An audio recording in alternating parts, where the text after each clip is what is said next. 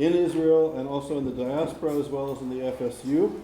He received a doctorate degree in political science from the Moscow Institute for African Studies and the USSR Academy of Sciences in 1989.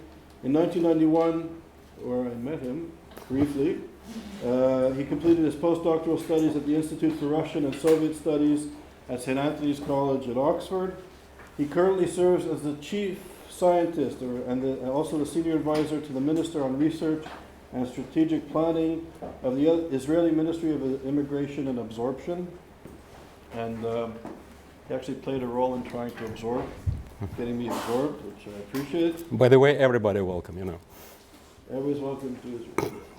He's currently an associate professor in the Department of Political Science and Middle Eastern Studies at Ariel University and also at Political Science in Bar-Ilan University. He serves as a visiting lecturer on a number of important subjects in London, Moscow, Kiev, Riga, Minsk, and Baku. And he's a political commentator on Israeli television and radio, and he's a leading expert internationally on the matters, and also he's printed academic books and many articles.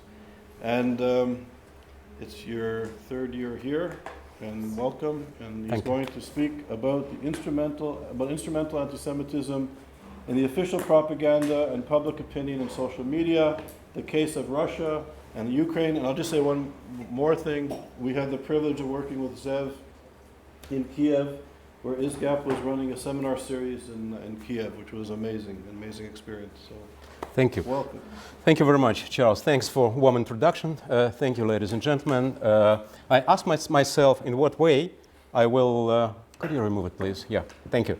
In what way I will make my presentation, because this seminar is not just about content, but also about which way we present it. So I asked myself whether it would be a good idea to make up my lecture in the way I would present it to my students, which prefer to watch rather than to read. They prefer to see rather than to listen. And they all the time asking me, what about, your matseget, the pictures, So I try to convert my presentation into pictures and to share it with you. I would like to apologize, first of all, because due to some reason, I sent to Ira and take with me an unedited version of in terms of English, my presentation. So if you will come across some grammar problems, please accept it proportionally. I'm sure that if anybody will be interested to get it, I will send you a proper version. Okay, so let's start from the very beginning. It is like a common knowledge that the number of Jews all over the world is not proportional to the level of anti-Semitism. Principle, the less anti-Semitism, but now, during these days, we learned that it's not exactly so. In the United States, with the majority, about 3/4 of contemporary Jewry beyond the land of Israel. And if you will see it here in the Western Europe, actually, it's about 15%. Still, we are all observe the growing anti-Semitism. As far as the former Soviet Union is concerned, in the 15 countries that once were parts of the USSR, it's about 5% of the world Jewry. In fact, it's more if we will regard them in regulations of the Israeli law of return. That's about 750,000. And according to common knowledge or common understanding, post-Soviet space is believed to be like a secure island in terms of hardcore anti-Semitism. So after the destruction of the Soviet Union, Russia, Ukraine, and other post-Soviet countries are not anti-Semitic, not in terms of official government anti-Semitism, official anti-Semitism policy, which we enjoyed in all the meanings of this word during the Soviet times, and also in terms of the societal anti-Semitism, meaning that the society is not so anti-Semitic and anti-Semitic events are not so widespread, and it is better, at least better, than in some countries of Western Europe and the Middle East. However, this is recent research of the very authoritative Levada Center in Moscow, and they that made a special study of anti-Semitic inclinations and ideas among the Russian public. and they came to this conclusion which you see on the screen. I will not read it again. I believe that there are no illiterate people here. So they come to the conclusion that they are not the Jewish question, Jewish problem lasted importance in Russia and other post-Soviet states. However, this idea was challenged by a few documents that were published recently. First was the appeal in April this year of 57 of United States congressmen that signed a letter condemning the growing anti-Semitism in East European states, in the former communist bloc, especially in Poland and Ukraine. They even regard it as the growing Nazism. Another one was published by the Israeli Ministry for Diaspora Affairs lately in December last year, and they claim the number of recorded anti-Semitic attacks in Ukraine was doubled since the previous year.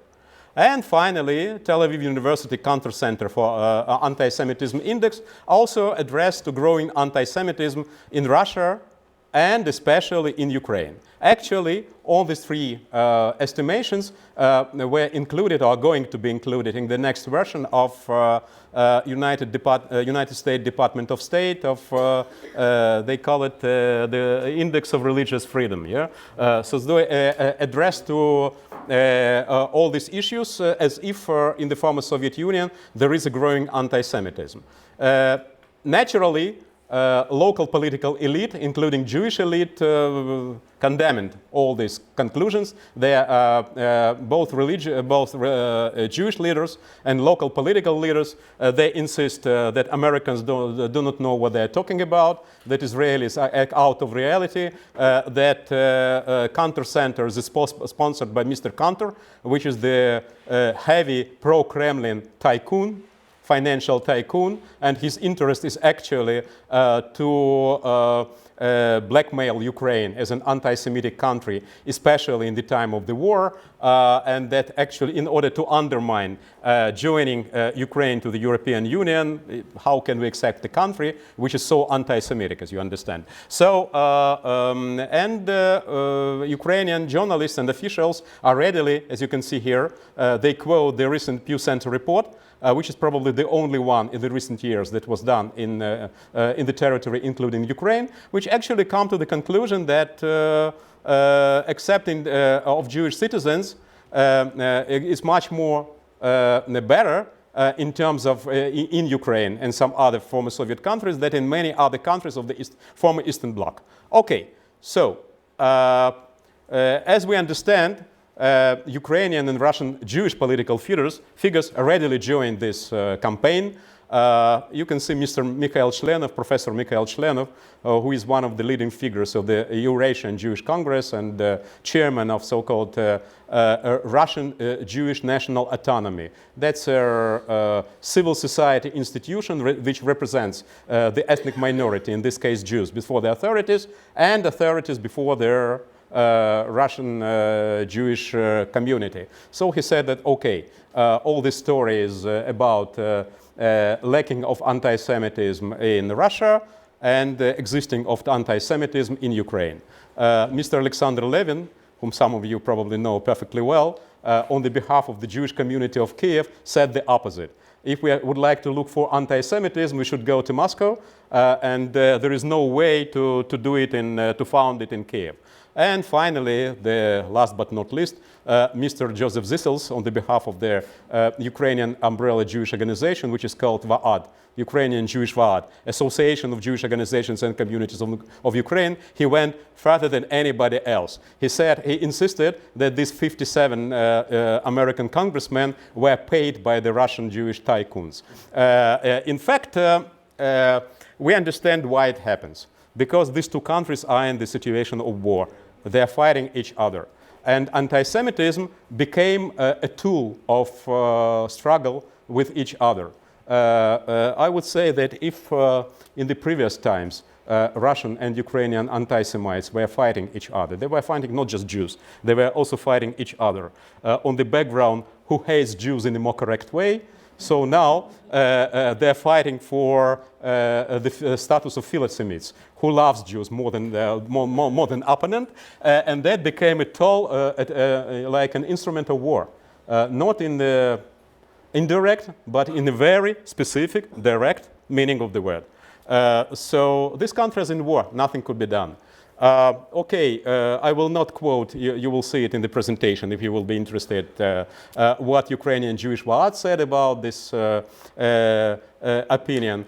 Where is the truth, ladies and gentlemen? Here are actually the recording of the acts of anti-Semitic vandalism, which was done by two confronting Jewish institutions. One is the Counter Center, which I mentioned in Tel Aviv University, and the second in blue,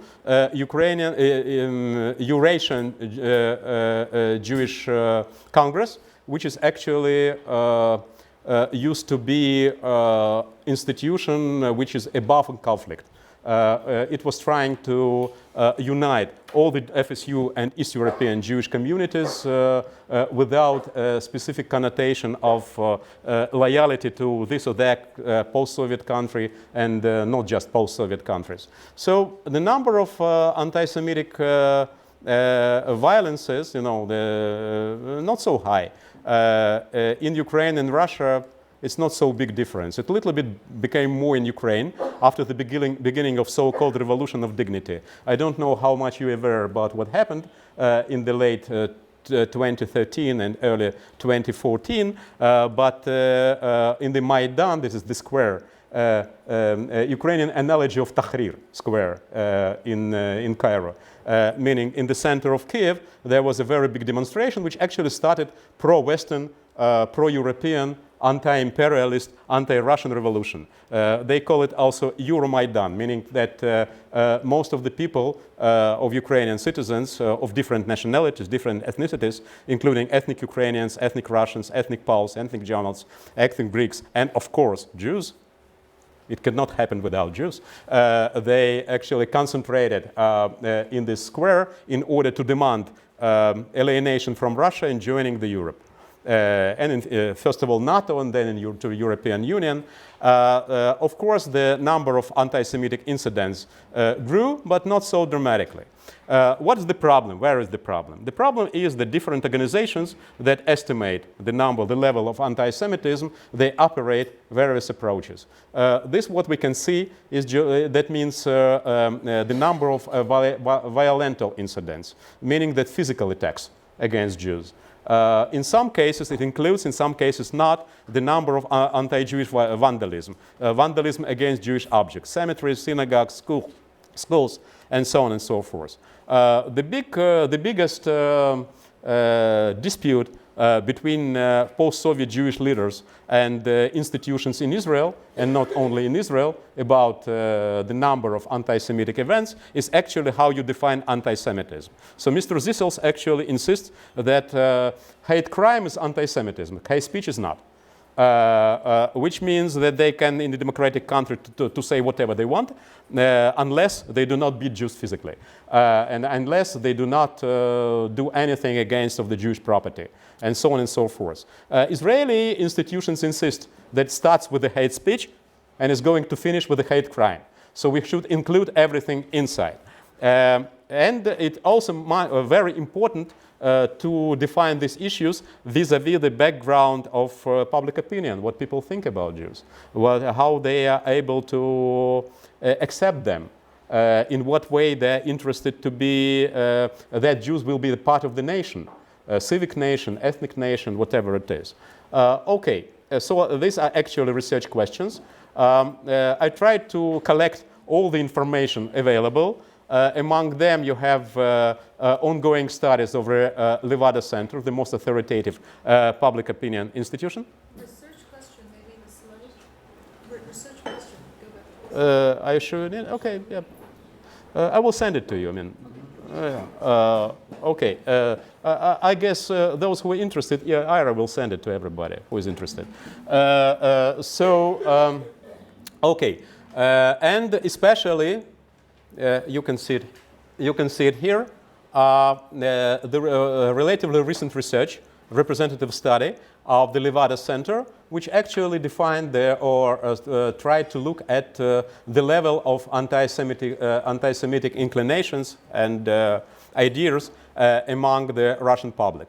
Unfortunately, we do not have this sort of study in Ukraine recently. The very recent study was done in 2008, which is relatively not so updated information. However, we have different studies concerning the level of xenophobia, and if we take for granted, which was proved many times, that the xenophobe is quite often anti-Semitic and vice versa, so we could estimate the level of anti-Semitic impressions among the Ukrainian public. For me, it seems to be not enough. So what I did, I asked my colleagues to make like a pilot study. This pilot study was done in May 2018, especially for this seminar, in the Ukrainian city of Dnipropetrovsk, former Dnipropetrovsk. Now it is called Dnipro, because Dnipropetrovsk is the Dnipro city of Petrovsky, what was a Bolshevik. So all the Bolsheviks, decommunization they call it. So now the new name of the city is Dnipro, and it also has the reputation of the Jewish capital of Ukraine. With a big Jewish population, with a very energetic Rabbi Kamenetsky, with probably the only place in the post-Soviet space where all Jewish organizations succeeded to work together, and they constructed a wonderful Jewish community center, excellent schools, good college, teaching training college for a system of Jewish education, and so on and so forth. So concerning the fact that chief rabbi of Dnipro is unofficial general governor of the whole area. Actually, like a classical court Jew, if you understand what I mean. The governor, the real official governor, doesn't make any serious decision concerning the regional economy or even policy without consulting with the chief rabbi. And he's not Jewish, by the way. I mean, the rabbi is Jewish. The governor is.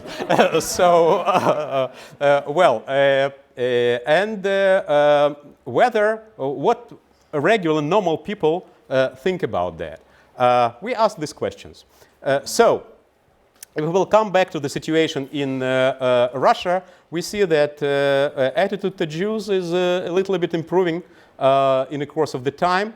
In principle, about 10% insist that they see Jews with a sympathy, and another more than 80%. Like normal people, nothing special. It depends on the human being, it depends on the person, and there is no need to define specially reference to Jews. If they are good, they are good. If they are bad, forget about it. If we will take all this negative estimation choices, so we will have less than 10%. That see the Jews, local Jews negatively. They believe that only 4% of the respondents believed that anti-Semitism among the Russian public increased. It was 5 times less than in 1990, when Russia and Ukraine just got their independence.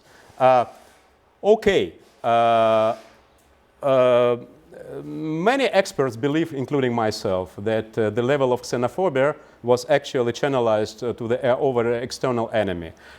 In the Armenian-Azerbaijan case, they hate each other. Then in the war, the same story between Russians and Ukrainians. Within Russia, Jews are not the problem. They have Central Asian migrants. They have Arab and Muslim in general, as Russian public see it, they hear a lot of stuff about danger which comes from the Middle East and is going to hate Russia. Russian TV, in Russia there is a wonderful story. There are 2 channels that influence public opinion. One is TV, 30%. About half believe in TV, and about half in internet. So there is no officially there is a multi-party system, but in fact it's a effectively two-party system: party of TV and party of internet. Party of TV is pro-government, and party of internet anti-government. But in the 2 channels, Russian public hear one and the same thing. That Middle Eastern problem might be potentially dangerous, and we should be friends with everybody and handle our issue. That is why we are here. That is why we are there. That is why we are in Syria. That is why we are in good relations with Iran. That is why we are in good relations with Israel. I once was present in what is called Valdai Forum, which is like a think tank, a meeting organized by Russian President Vladimir Putin, and who actually meets with the experts from various countries who are doing their study on Russia.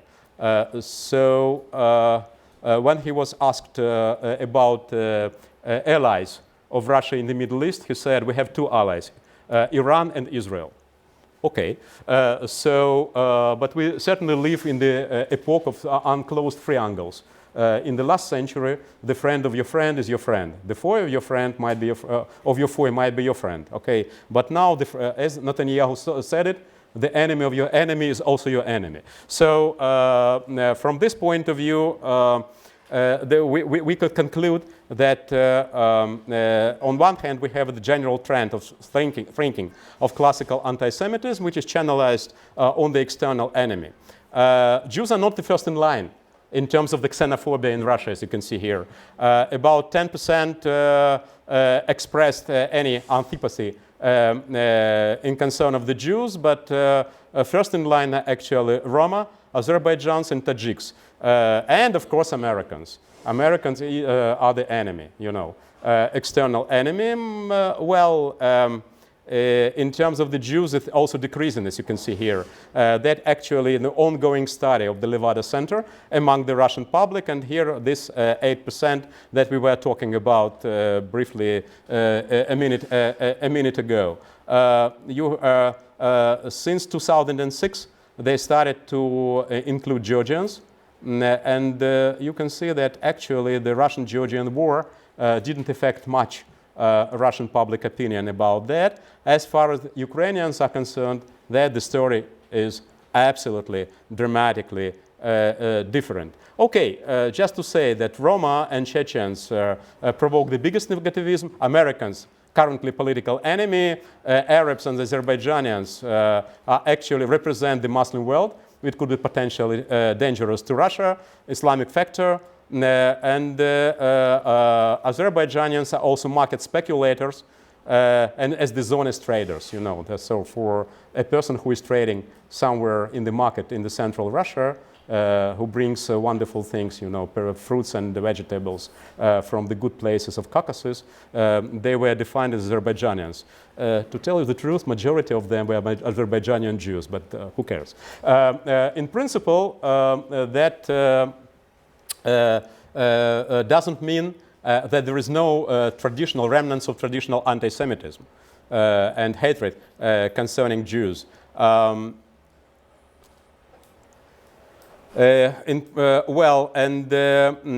fact, traditional, societal, as we can say it, anti-Semitism is still there. But it's much more depends on the position of the Russian government. In case the Russian government will be interested to reinvent official anti-Semitic policy, I'm afraid that majority of Russian public will not say no. They will accept it exactly as at the moment they accept the notion that Russia is not anti-Semitic country. Okay, Russia is not anti-Semitic country. Who said that? The president said that. That's acceptable to us. Is going to be another president. By the way, Vladimir Putin is not anti-Semite at all, at all. The situation probably could change. Gutkov, who is our colleague from the Russian Levada Center and the Russian School of Economics and Political Science, one of the very authoritative institutions in Moscow, he suggested to divide the Russian publics in terms of their approach to the idea of the hatred of Jews and the acceptance of Jews into three categories. The first category is the strong core of anti-Semites and xenophobes. That, for instance, they believe that among other ideas, the Jews should get limited access, if at all, to the public service, to money, to culture, to information, and so on and so forth. And this idea, as you can see, is increasing. It's plus 10 in comparison to the period after the destruction of the Soviet Union. The second group, so-called, I would call it as the soft the soft circle of xenophobes and anti-Semites. They are less stable in terms of their vision of Jews, and they believe some ethnic groups are better, some ethnic groups are worse. As you can see, both in 1907 and now, about half of the Russian public believe in that. And finally, what is called the cloud. The majority of the group which could be considered the group with the this or that way of anti-Semitic inclinations, researchers believe, and I would agree with them, that these people may express this or that anti-Semitic or xenophobic notion in case of self-defense. They want to preserve their culture, they want to preserve their ethnicity, they're interested to stabilize their image and position in the country they live. On the day-to-day life, they might have nothing against a Jew, a Roma representative, and even American. Russian public actually very much appreciated meeting between President Trump and President Putin in Helsinki. They believe that Putin did for Russia what he did. Russia again, superpower again. Now it's high time that the Russian government will a little bit take care about the economy. So they're interested in sort of a new relaxation of Russian-American tension. The next one after 1975, as you remember. So, it came to me with a surprise, but I would say that you see here that about in big cities, this idea is even more in concern of the potential and preservation of identity and status, like in the capital cities, like in Moscow and St. Petersburg, is even more than in periphery. In Moscow, St. Petersburg is the place where about 60% of Russian Jewry is concentrated. In the periphery, they probably never saw a single Jew in their life in some places. The same in Ukraine. I remember when I graduated from university and started my career as a school teacher, and then it turned out to the local, and I was a teacher in a village school. So when it turned out to some of the people living there that I'm a Jew, they said, okay, you are joking, you cannot be Jewish, you are so nice guy. In principle, that's about that more or less the situation now.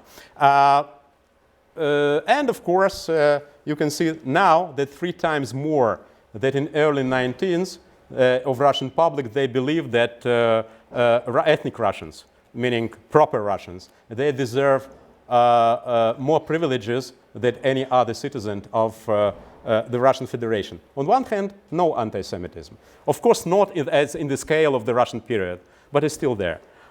Okay, a lot of data, various data, no time for everything. I will readily send it to everybody who is interested.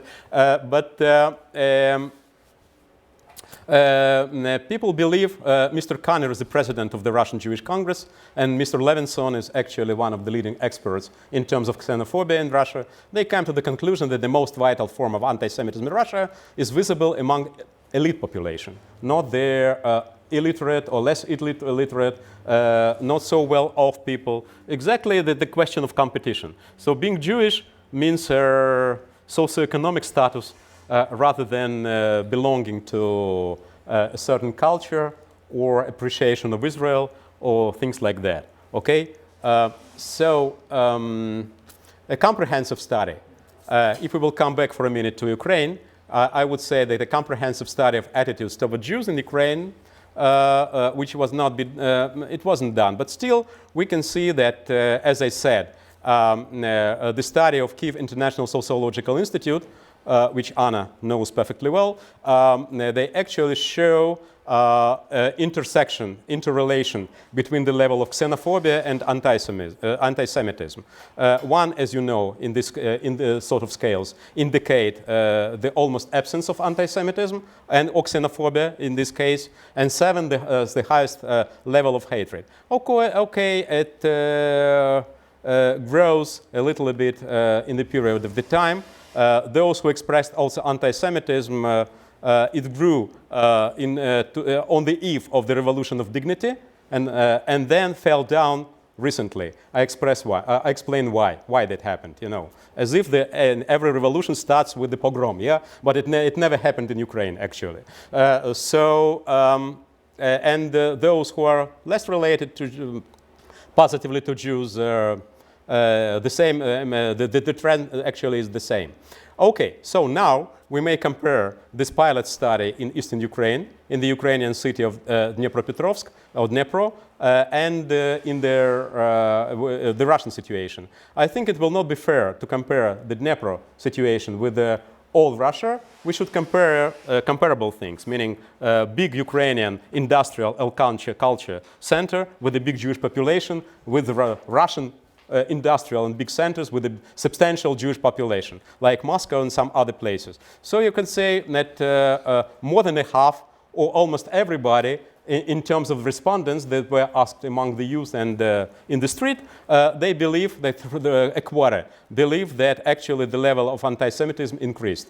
So more than a half of the population, or almost everybody, they're actually anti-Semite. A third are actually believe that less than a half they are anti-Semite, and quite few,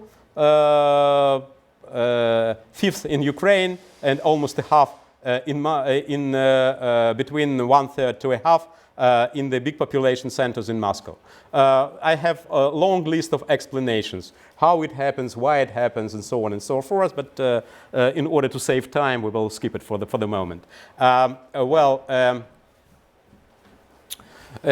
How it could be applied to current trends in the Ukraine? In principle, here we have a problem, and here is a methodological problem. That is why all we are here, to solve methodological problems. In principle, as I said, Ukrainian institutions, they just register the number of anti-Semitic violence effect. Of course, there are two various confronting groups, including supported and non-supported by Jews. And you have one is actually Ethnic National Minority Rights Monitoring Group, which is pro-government, and the Ukrainian Jewish Committee, Mr. Eduard Dolinsky, all the famous persons, Anna is smiling, which actually poses itself as opposition to the current revolutionary government.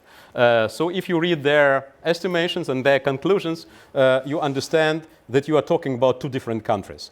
As far as their minorities monitoring rights group is concerned, Russia is the least anti-Semitic country in the world. That's the place where Jews could enjoy the full sympathy and the best situation imaginable. It's much better than even in Israel, but of course much better than in Germany, in France, in England, in Canada, or the United States. If you will read their estimation of Ukrainian Jewish Committee, you would come to the conclusion that it's almost impossible to be Jewish in Ukraine. And the guys who are writing this document are staying in Ukraine just in order to write this document. So as far as the reality is concerned, as we know, we live in the epoch of the narratives. Yeah. So, before pogrom started, we cannot make a final decision, you know, whether the population is really anti-Semitic or not. You can see here that Vyacheslav Likhachev and these guys from National Monitoring Rights Minority Groups, they insist that they also quote, they quote the same document, the Pew Research Center Pew Research Center study, that only 5% of Ukrainians anyhow against the Jews. In all other places of the world, it's probably higher. Even in the places there are no single Jew, or very few Jews remain, like Poland, Austria, and so on. And Mr. Dolinsky suggests that we should look more carefully in the figures, even of Pew Research Center. For instance, 13% of the followers of Ukrainian Orthodox Church, and more than 1/5 of the Ukrainian Catholic Church, or Uniate Church, are actually not ready to accept Jews as neighbors. So 5%, but inside a much more problematic situation. As well as 29, as you say, and 48, about a half, between one-third and half, respectively, would not ready to accept them and their family members, which is also, according to Bagardo's scale, as you know, is a sort of an indication of societal, day-to-day anti-Semitism. So what happens, ladies and gentlemen? That's actually the major purpose of my lecture, of my research, to understand what happens. That happens due to what is called an instrumental anti-Semitism, meaning which is something that is not about Jews. That's using the anti-Semitic or philo-Semitic card against the enemy, using the anti-Semitic issue taken out of the proper essence for political purposes. First of all, for fighting the political enemies. That's actually a quotation from Vyacheslav Likhachev, and I would say that I would agree with that. Anti-Semitism became a factor of the Russian-Ukrainian war, and from the Russian point of view, meaning for those who do war against Ukraine, also officially Russian troops are not presented there. There is a wonderful thing in the modern Russian, "Nas tam net," we are not there. So Ukrainians believe that there are about 10,000 of we are not theirs fighting in Ukraine, and Ukrainians believe that they are fighting not with their opponents, not with those who would like to get an independence, to reach independence for Eastern Ukraine, mainly Russian-speaking and not Ukrainian. Donbass, the Donetsk area, Eastern Ukraine, but actually they're using the local Russian-speaking population in order to destroy Ukraine, in order not to permit the Ukraine to be more close to the West and join European Union and so on and so forth. So it's interesting that official Russian propaganda, they use the word Banderovцы. Banderovцы is actually devotees of Bandera, who is defined as the collaborator with Nazi during the Second World War. And that's official Russian expression to define the accented Ukrainian nationalists during the Soviet period and the post-Soviet period. So according to the official Russian propaganda, those who came to power in the early 2014 on the wave of Maidan revolution, on the wave of Ukrainian Tahrir, are actually Banderovцы and followers of Hitler on one hand, and on the other hand, they are also anti-Semites. Of course. Otherwise is impossible. Officially, from the Ukrainian perspective, Russia, what are they doing? They're trying to reestablish the Soviet Union, and that is why they would like not to permit Ukraine to be a really independent country. And a conclusion from that, and outreach from that, since Russia is becoming Soviet Union, and Soviet Union is was anti-Semitic country, so current Russian government is anti-Semitic. It couldn't be different. So the tone was set by the Russian President Vladimir Putin, who started his Crimean speech after Crimea was taken out from Ukraine and appended to Russia. That happened, as you see, in March 2014. He addressed to the Russian Parliament, to Duma, and to Council of Federation, the Senate of the Russian Parliament, and that's exactly what he said. Major organizers of the coup d'etat, as it was defined, revolution in Kiev, that in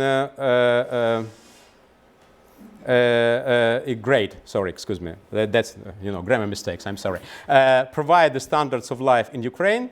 They are nationalists, neo-Nazi, Russophobes that made hating Russians, and anti-Semites. So anti-Semitism became the second or third or fourth important marker, indicator of the revolutionary Ukrainian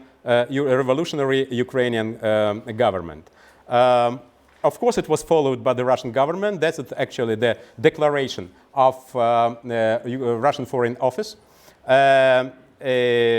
Official declaration is actually that those who captured power in Kiev are national radicals, chauvinists, Russophobes, anti-Semites, and so on. That means that anti-Semitism became an important marker. You see here, of course, Russian foreign minister in this picture. What Ukrainians did in response? They're trying to play the same card, actually. they tried to persuade everybody that they love Jews, Ukrainians. They very proud to have them as their fellow citizens. And in fact, all this revolution about to bring equal rights to all the groups of the population in Ukraine, and that is why we are fighting anti-Semitic potentially anti-Semitic power in Russia. Excuse me. I might say that opposite to Moscow propaganda, Kiev propaganda was not so successful. They were unable to mobilize. Yes, Anna, you are going to improve it. They were unable to mobilize Ukrainian public more than it was mobilized against Russia. Russian population, even liberal-oriented, didn't hear them, was unable to hear them. And this message that was sent to general world public in the United States, in Europe, did not succeed. In fact, I believe that, I guess, that Ukrainian revolutionary government was tried to follow the same way as was done by the international community at the end of the Soviet era. You remember these Brussels conferences in favor of the Soviet Jewry, all these demonstrations in favor and so on against the anti-Semitic Soviet power. Ukrainian government was trying to follow this example, meantime unsuccessfully. Ukrainian government tried to use all the sources imaginable in order to persuade everybody that the Ukrainian government is philo-Semitic and the Russian government is as the best indifferent, but as the worst is anti-Semitic. In some way it succeeded because the intention of the Russian propaganda to describe the situation in Ukraine as a new Kristallnacht, that means on the eve of the pogroms of Jews, they were unable to persuade everybody and even the majority, but Ukrainians still were as defending sides. They were unable to use their offensive position. They were all the time as a defending position. In principle, they were using two basic methods. One method was that which became a little bit successful at the beginning of the conflict, that all the anti-Semitic events in Ukraine that were registered by the different international and local Jewish and non-Jewish organizations is actually Russian provocations. Russian agents, they came to Ukraine in order to beat rabbis, in order to vandalize Jewish objects, in order to arrange all sort of anti-Semitic incidents, and that's an aspect of psychological and physical war against the Ukraine. The second line, actually, the official Ukrainian government was to mobilize support of the local Jewish community leaders, stressing, among others, the role of Jews in Maidan, in the Ukrainian Tahrir, meaning the Jews stand with us, and they succeeded. At the beginning of their revolution, in fact, Ukrainian Jewish community united with the government due to different reasons. Most of the Jewish leaders do not want to be used for propaganda, and actually I would say that in identity of Ukrainian Jewry, as well as Russian, Belarusian, Moldovan, Kazakh and other Jewries, there is a certain shift in the recent years. The universal Russian Jewish identity became less strong, and we have increasing of the local Jewish identity. So more people of Jewish origin in Ukraine believe that they're Ukrainian Jews rather than post-Soviet Jews, meaning that they're much more in common with Ukrainians, ethnic Ukrainians, rather than Jews all over the world in other countries. From this point of view, it was pretty successful, and many Ukrainian Jewish leaders readily joined this game. That happened. You can see here the first, and thanks God, meantime, the last act of anti-Semitic vandalism, swastika on the door of Simferopol synagogue, the first one in the history of Simferopol, which and the script Des tu kaiks, Смерть жидам, which is insulting, as you know, derogatory name for Jews in Slavonic languages. And Ukrainian leaders, as you see, immediately explained this as a Russian provocation, and Ukrainian leaders. And Russian side accuses the so-called right-wing sector, that the most radical wing of Ukrainian, most radical nationalist wing of Ukrainian nationalist movement, and Ukrainian nationalist movements start to explain that they are not anti-Semites at all. What are you talking about? We are patriots of Ukraine, and since Jews are patriots of Ukraine, they stand with us and we stand with them. Okay, meantime, not so successful. Another option was to present to the Ukrainian, Russian, and world public opinion symbolic Jewish figures.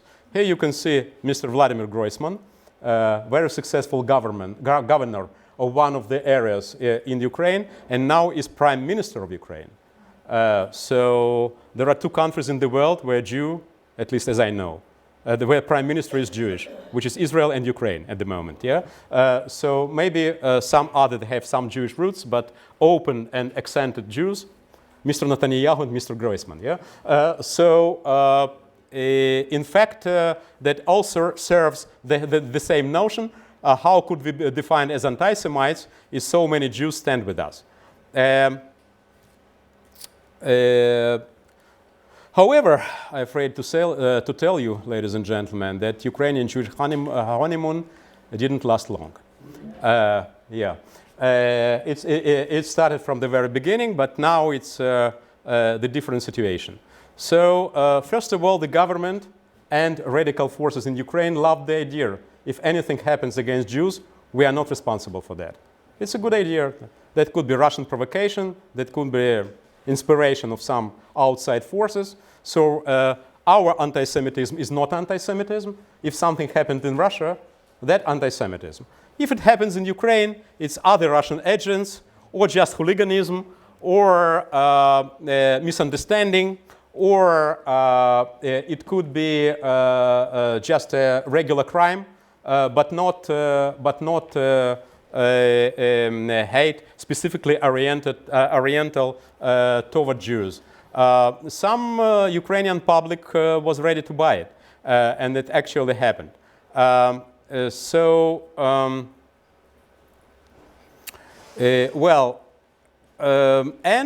It was very easy to come to revival of anti-Semitic stereotypes and aspirations in the later stages of Ukrainian liberal pro-Western democratic revolution.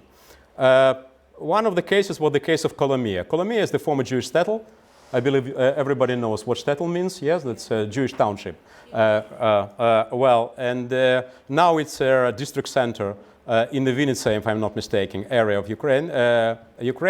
What happened there is actually a Jewish community of Kolomia, a very small Jewish community. They for many years were trying to raise funds in order to renovate the local Jewish cemetery. During the war it was destroyed, as well as the majority of the local population, which was Jewish. And in the Soviet period, the authorities extensively used the matsevot. How do you say matseva in English? Tombs, yeah? Yeah. How do you say it? Graves, yeah. They were used the stones from the Jewish graves, yeah, in order, matzevot, in order to build the roads, in order to construct the buildings. Just exactly it happened in 20th and 13th century Europe. And when the Jewish communities in Ukraine and Belarus after the war, they were asking authorities to stop this and to return these tombs into the Jewish cemetery, or at least to permit them to take something and to use it, utilize it properly, the answer was no. After the destruction of the Soviet Union, authorities were not against of it, but nobody was ready to pay for that. So big Jewish communities raised enough funds in order to reconstruct and renovate it quickly and to reconstruct the Kiev Puppet Theater into Central Synagogue and so on. But in the small population centers, they were twisting around the world in order to raise some money. At the end of the day, when they raised money and started to construct, to renovate the cemetery, and at least to put what is now there is a city square, town square, on the place of the Jewish cemetery. It is impossible to renovate the cemetery, but at least they wanted to put these graves around the square in order to show that there were days the Jews were here. Of course, there is a long list of pretensions, including myself, concerning the behavior of the local Jewish community. They did it on their own. They didn't ask anybody. They quoted the decision of previous city council, which permitted them. This city council was before the revolution and even before the previous revolution in 2004. So they just started to do what they do. The local population was unhappy about that because they closed the center of the city. And a few groups of the local youth started to did a few acts of vandalism. These guys happened to be related to the right-wing sector, the most radical group of the local national movement. So it was immediately explained as hooliganism and of mentally not so successful, how would put it. Once we said idiots, now we say intellectually challenged. Yeah, intellectually challenged youth, and it has nothing to do with neither with the anti-Semitism of the local citizens, nor with the anti-Semitism in general. Ukrainian public, actually, Jewish public, accepted it differently. And official propaganda is not a good word for that. Official public relations policy was actually to explain the role of Jews in the revolution. One of the symbolic figures, actually, Mr. Kolomoisky. Igor Kolomoisky is the guy who lives in Dnepropetrovsk, a very heavy Ukrainian Jewish tycoon, who actually official chairman of the local Jewish community, who paid for this huge, beautiful Jewish community center, who actually funds most of the charity of the local community, Jewish charity. A guy who owner of the biggest bank, or used to be, it's not anymore, of biggest bank, the one who actually had a lot of property in the oil and gas industry, in the production, in the metal building, in the construction, and so on and so forth. And when in the first period of the war, when the dissidents started in eastern Ukraine, started fight Ukrainian police and Ukrainian army, which almost immediately dispersed. You know, the government proved to be ineffective.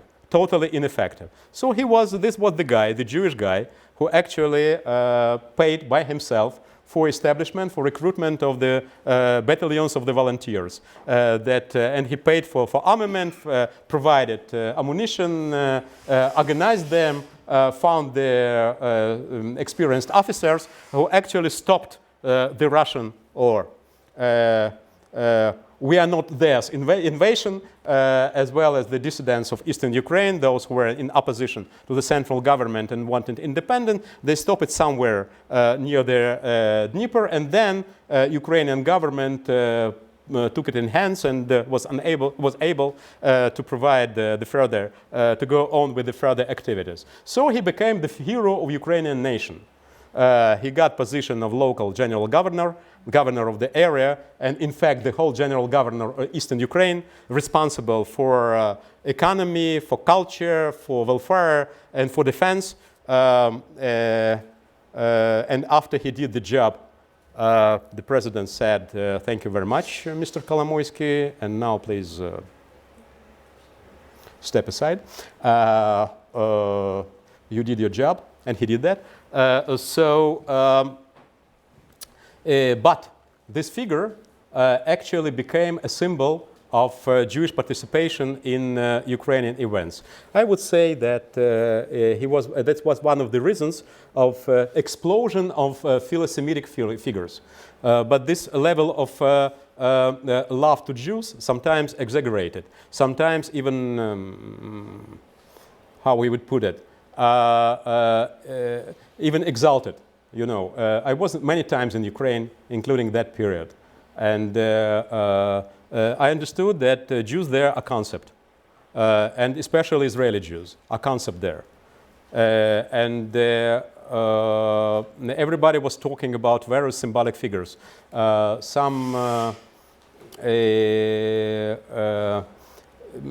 Some Israelis that of Ukrainian origin then moved from Israel and joined Ukrainian army in order to train them Krav Maga, they heard yesterday, and well, I don't have time to explain everything, as you understand, but you will read it. And those who were, I started, Charles, in 2:15. So if you don't mind, I will have another 10 minutes. Thank you. Okay, that actually trained Ukrainian soldiers and Ukrainian officers, and you have to a couple of researchers.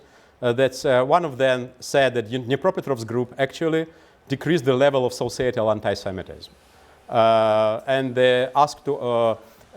For instance, gives an example of Asher Yosef Cherkassky, Orthodox Hasidic Jew, who became a volunteer of one of these volunteer battalions. And now he's elected as a member of Dnipropetrovsk City Council on the ticket of one of the local lists, UKROP. The chairman of that is Vice Governor Mr. Viktor Karban. Socialist Yevhen Holovacha.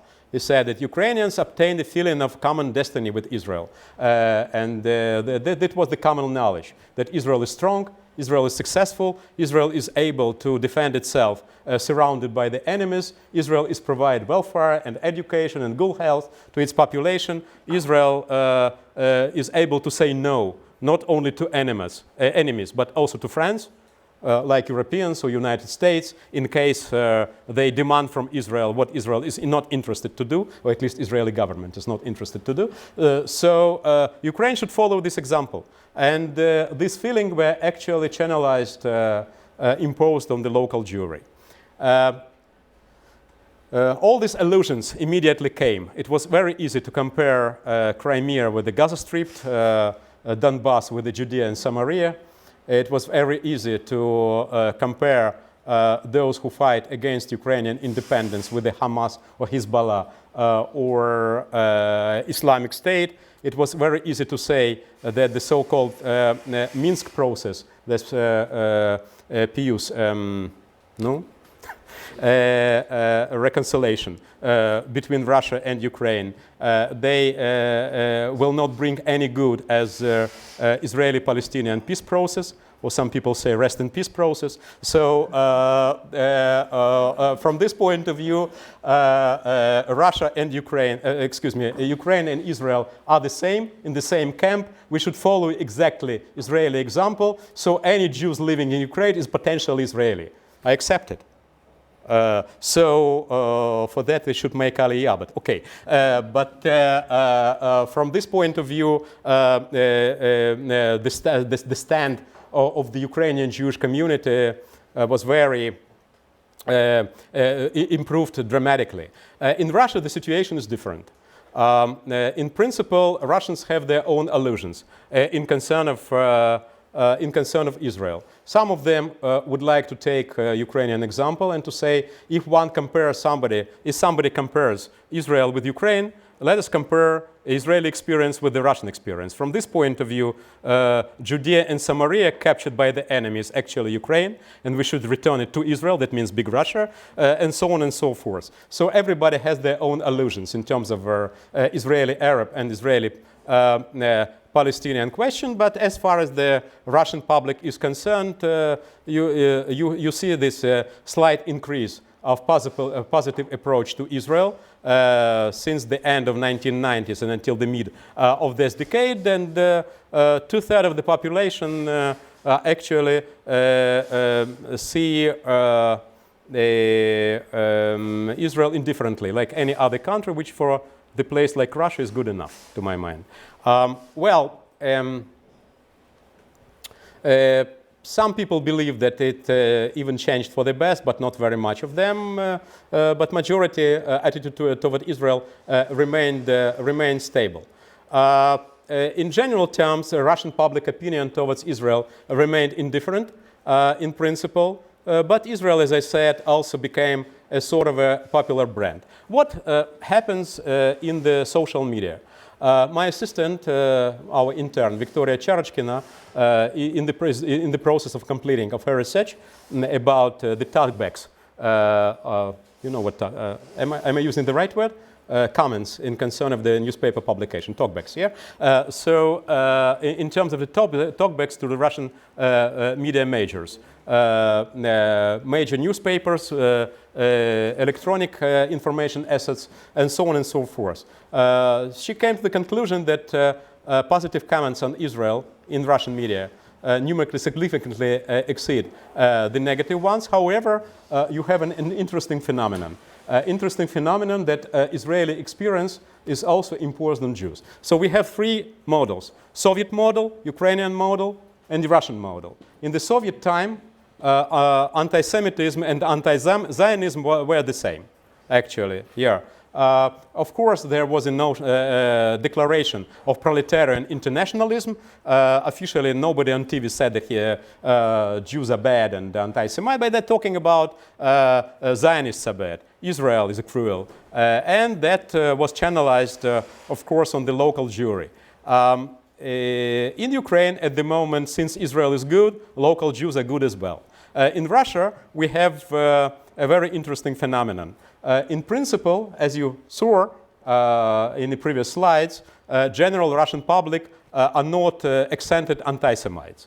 But many of them here, they get messages from the Middle East, especially through the major Russian TV channels and other media assets. And when they see the boy killed by, as if killed by Tzahal soldier during the so-called peaceful demonstration in the Gaza, or near their defense in the Gaza Strip, and also it was explained that it wasn't necessarily so, and actually it's the fake news. This fake news continued to be provided by the Russian media, and some people believe, okay, I am not anti-Semite, but I believe that Zionists are bad. If Zionists are bad, maybe local Jews are bad as well. So we have so-called reversed anti-Semitism which came back to the Russian public through Israel, which is actually came to the territory where anti-Semitism or societal anti-Semitism never elapsed, never disappeared before. I have a lot of stuff concerning sympathy to Palestinians, sympathy to Israelis. It was, you see, in 2006, in the time of the Second Lebanon War. No time for all that. By the way, just to, we say it in Hebrew, לסובב את האוזן, just to compare. When we ask Israeli Russian-speaking public, are they interested in the situation in Russia, Ukraine, and Russian Jewish war, we have the same results. Also, 90% of the public of their Facebook, of their social media, actually is covered by people who are discussing who is right in the conflict, Ukrainians or Russians. I mean the Israeli part of the Runet, of the Russian internet. You see here that even among those who came from Ukraine, 60% said that this is not our war, we are Israelis.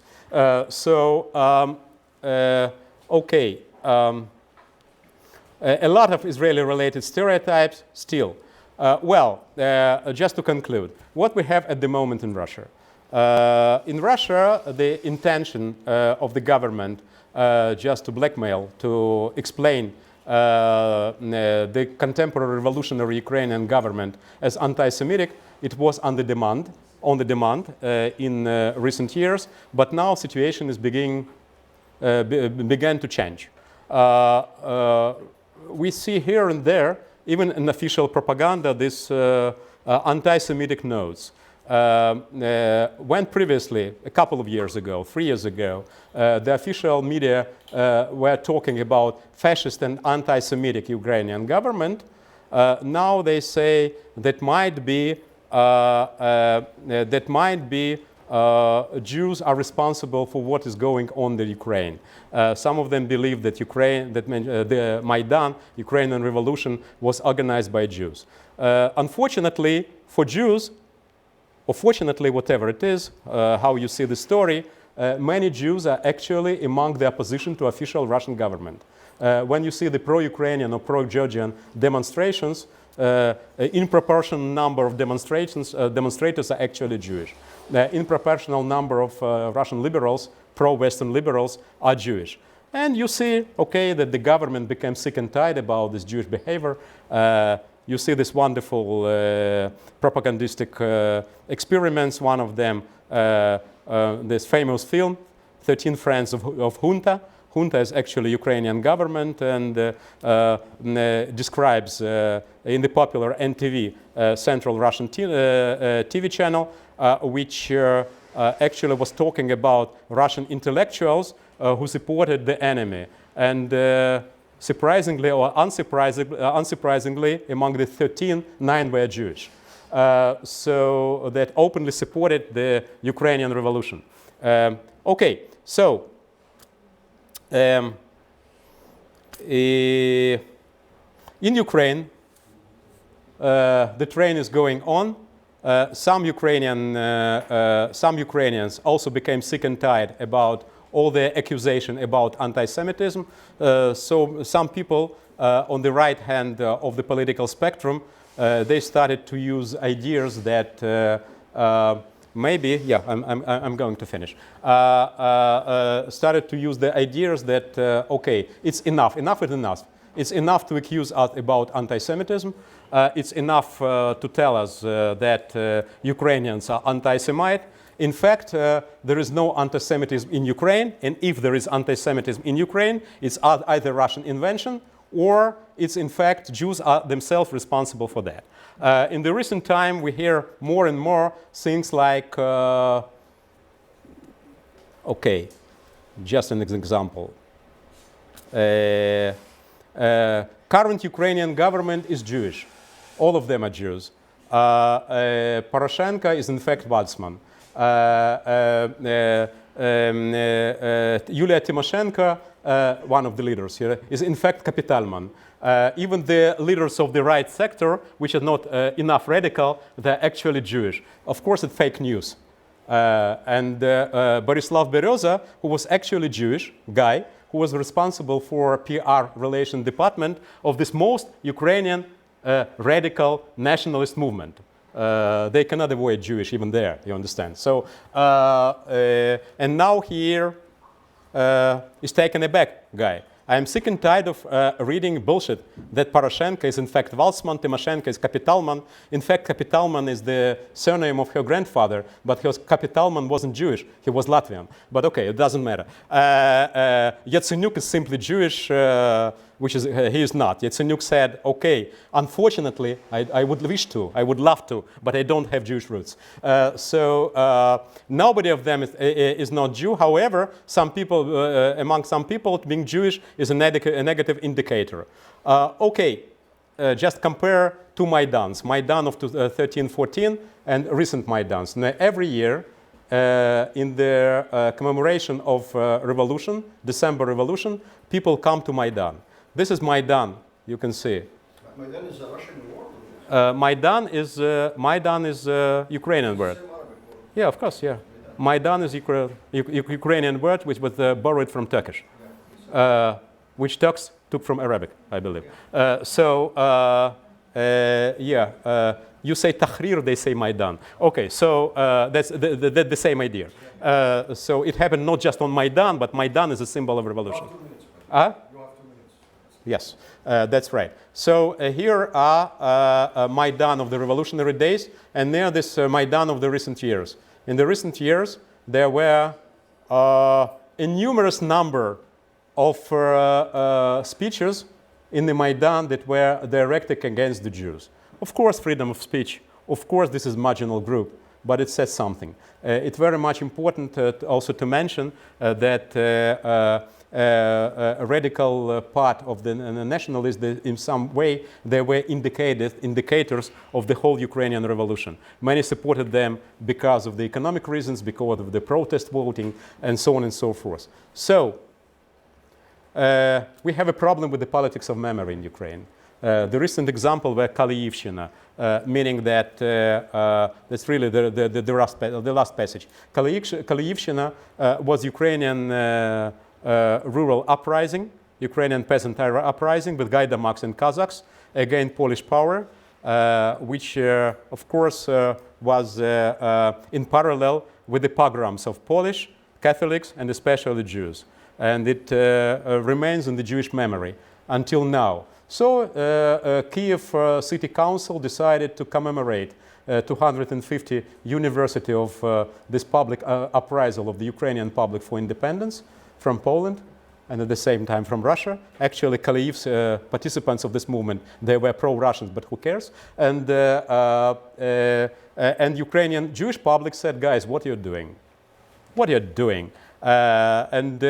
As far as I understood, the Ukrainian Kiev City Council, who adopted this idea, they simply even didn't understand what they're doing. Okay, what happened? Nothing actually happened.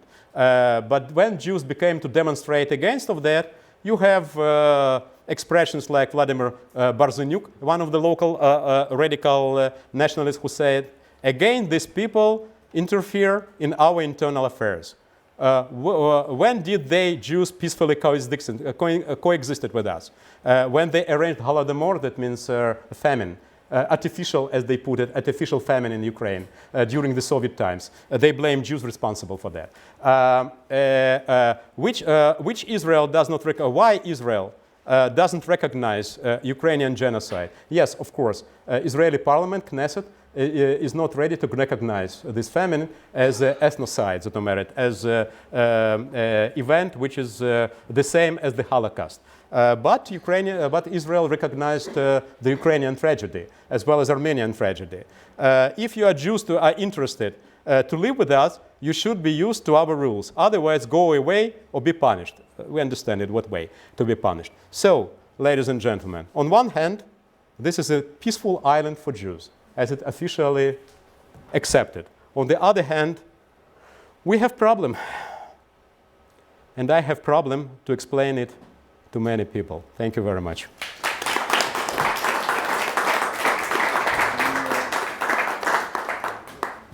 So we have to be quick. So Anna, Philippe, Ira, Harold. So maybe we only have 10 minutes. So let's collect a couple of questions and be succinct in your response. So Anna, then Philippe, if you can ask 2 questions, then Ira and Harold. Exactly, I would ask for a right to be the advocate of the devil just for 1 minute. According to hate speeches, real anti-Semites, when they are telling hate speeches, they do not apologize, they go and sit in the jail.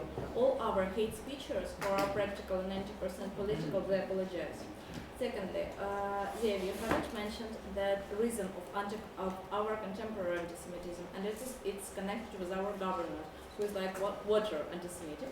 And the group of friendship, by the way... Will you raise your voice, please? The group of friendship between Israel and Ukraine in the parliament is the biggest one among all of them. Of course. And just one more thing, that in the center of Maidan, there was celebrated the birthday of Israel in the center of Maidan. So it also has to be mentioned. It's all true. And I would add it a long list of philo-Semitic elements. Many of we receive in Israel a long list of Ukrainian delegations. They came specially to Jerusalem in order to explain us how Ukrainians love Jews, love Israelis, how they are interested, they are eager despite of the fact that they vote against Israel in the United Nations from time to time. Or abstain as the best. But you should understand the rules of the game. This is Europe. We should be part of it. Let's put it out of brackets. Let's arrange free economic zone support and so on. I would add a long list of philo-Semitic expressions, including in Western Ukraine, the most nationalist part of that, including Ukrainian Catholic University, which should be the most conservative, but who has one of the best Jewish studies programs in Eastern Europe. And I had a privilege to teach Israeli politics there. Like Americans say, Catholics make best Jews, yeah? But we cannot ignore, Anna, that other side is also there. But we cannot ignore also the good side. Anna is the chairman of the Ukrainian Union of Jewish Students. We understand that. Thank you. Please Very go. much. Yes, very good question. So, according to your presentation, which I like it very much, you just mentioned that Vladimir Putin was quite open to anti-Semitism, quite open to Jews. And so my point is, concerning the situation in Ukraine, the invasion of Ukraine, and the importance, how do you read, concerning your statement, how do you read the importance of extreme right movements when they take the Oblast of Lugansk and Donetsk, for instance, the National Bolshevist Party and other kind of movements, one, and second, how you maintain this information concerning that Vladimir Putin, or at least according to some information, Moscow is supporting most of the extreme right movements in Europe. So how can you say that Moscow, or at least Kremlin or Vladimir Putin, is friend of the Jews concerning those two situations? Those are facts. As for the second question, I don't have any information that Mr. Putin personally supports the right-wing movement. I'm not sure that that's exactly so. I think that I saw these items here and there. I don't believe that. Okay, here he is supporting. Russian government supports the so-called pro-Russia or Russophilic elements in various foreign governments, not necessarily the extreme right. It might happen that in the right-wing part of the political spectrum, there are more people that say that we should be in good relations with Russia, but it doesn't mean that they are.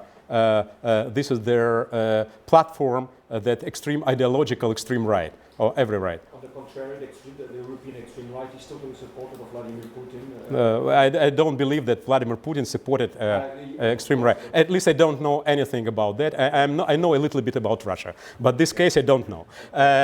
Concerning your first question, could you be more specific? What do you mean?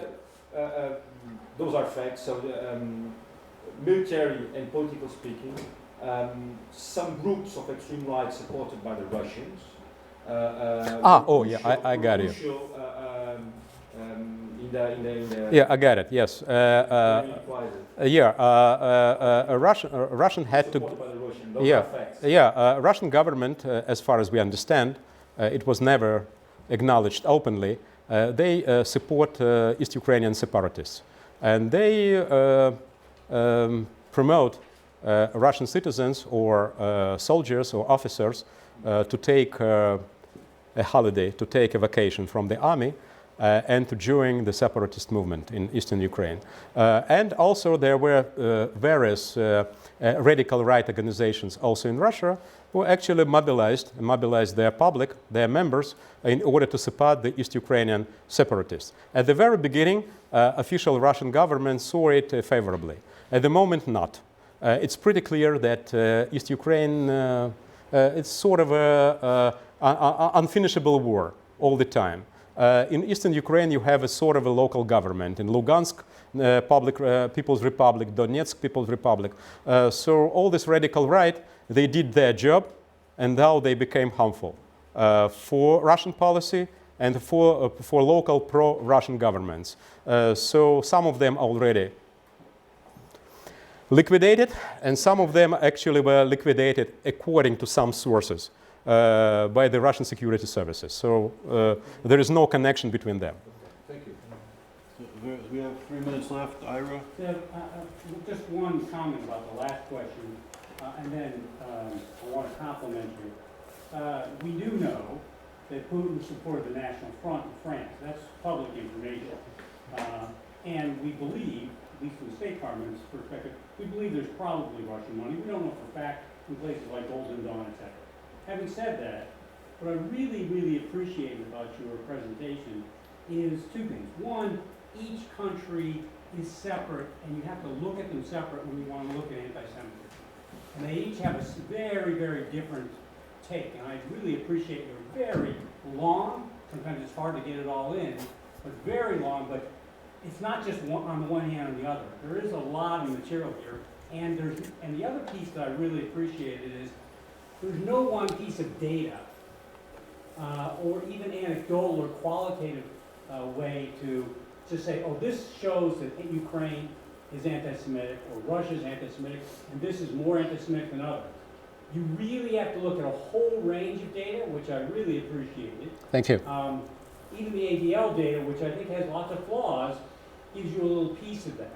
Or the fraud data, which is not in the former Soviet Union, but that is really important. And so often we want to say easily categorize these things, but it's not easily categorized. But you do have to look very carefully at each country, and I thought your presentation was spectacular that way. I appreciate your comments, really. Thank you very much. I appreciate it.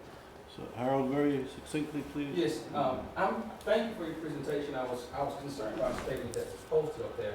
And the statement was that Zionism is unable to exist without anti-Semitism.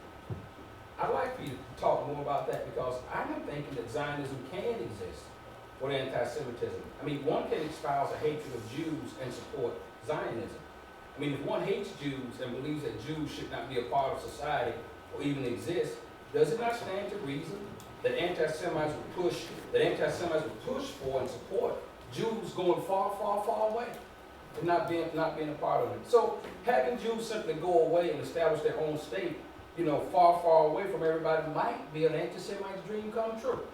So tell me, I'm just concerned. I'm telling in one word. Yes. I will telling you in one word. In the ideal world, that would happen as you describe it. Jews are Jews in the diaspora, Israeli Jews are Israeli Jews. But what we can do, unfortunately, in any anti-Zionist demonstration, it was like European source data, they call it, European Center for Human Rights. Okay, they did in early 2000, in the middle of last decade, they did a research. And they came to the conclusion that if you have anti-Zionist, anti-Israeli demonstration in Europe, so 60% of participants are actually anti-Semitic. It is very close to each other. Anti-Zionism nowadays is actually a form of anti-Semitism. Nothing could be done. Sorry. No, that's- Okay, all right. Yes, I Ответь, just пожалуйста. Ответь. very interesting and Ответь. fascinating Thank talk. And I'm not going to then say what I wanted to say, which was more about understanding the history of anti-Semitism from Russian Soviet perspective. It's very important, the Soviet Union, how that has informed the situation. It's just, it's interesting how anti-Semitism can be used as a tool. And even in America, for instance, after Trump was elected, there was a spike in anti-Semitism. And then they found out that the person who was calling the bomb threats in different Jewish centers was a young boy from Israel who was anti-Trump and wanted to blame it on this rise in whatever. So it's very interesting to track all these different spikes in anti-Semitism and where they really come from. It's almost like they took a chapter out of a book in Soviet history. Well, in fact, I have nothing to say, but besides saying that you're absolutely right. I mean, even in the cases of philo-Semitism, I mean, when they love Jews because Jews are strong, because they rule the world. So the public notion, a very popular notion in Ukraine, declaration was, and people said it openly a few years ago.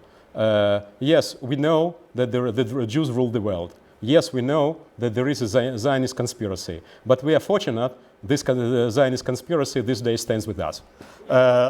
So this is sort of philo-Semitism, which is on their border of anti-Semitism. How you call it? It's not societal, it's civil, yeah, it's civil, respectful anti-Semitism, you know. It's the other side of the normal anti-Semitism. Very quickly, short comment. Just one remark. In Vienna, at the conference in Vienna in February, I got to know someone from the University of West Bohemia, whose name is Zbigniew Tarant, and he was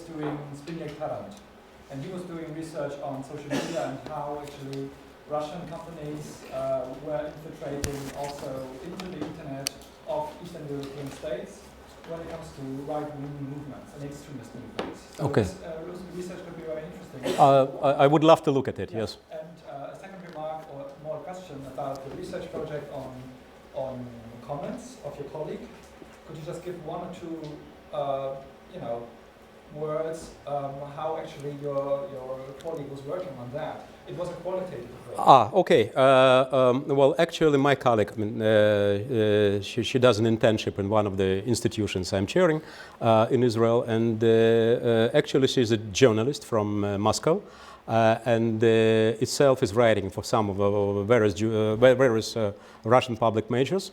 And when she came to Israel in one of the programs, a year in Israel, yeah, or half a year in Israel. At the end, she decided to stay, and she wasn't Zionist. She became Zionist in the course of the half a year, and while looking on the talkbacks and comments on the Russian media. What is she doing? She's divided the Russian media to so-called professional, special, meaning for media for intellectuals, and public media.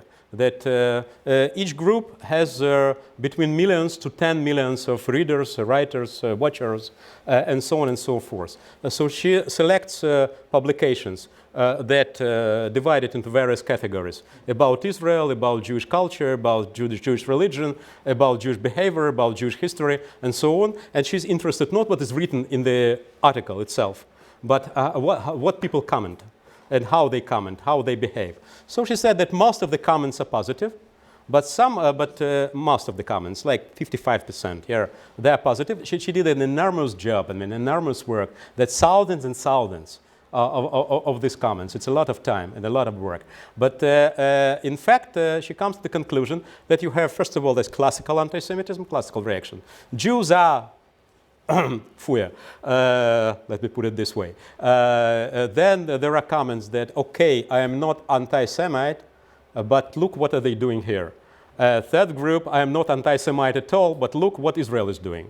And so on and so forth. When they bring all together, I totally agree with the colleague. When She said that, sorry. She said yeah. I'm sorry. We will talk more, yeah. So we're going to have to wrap it up. Just a point before I thank Zev. Thank you. Please be here at 4 o'clock sharp.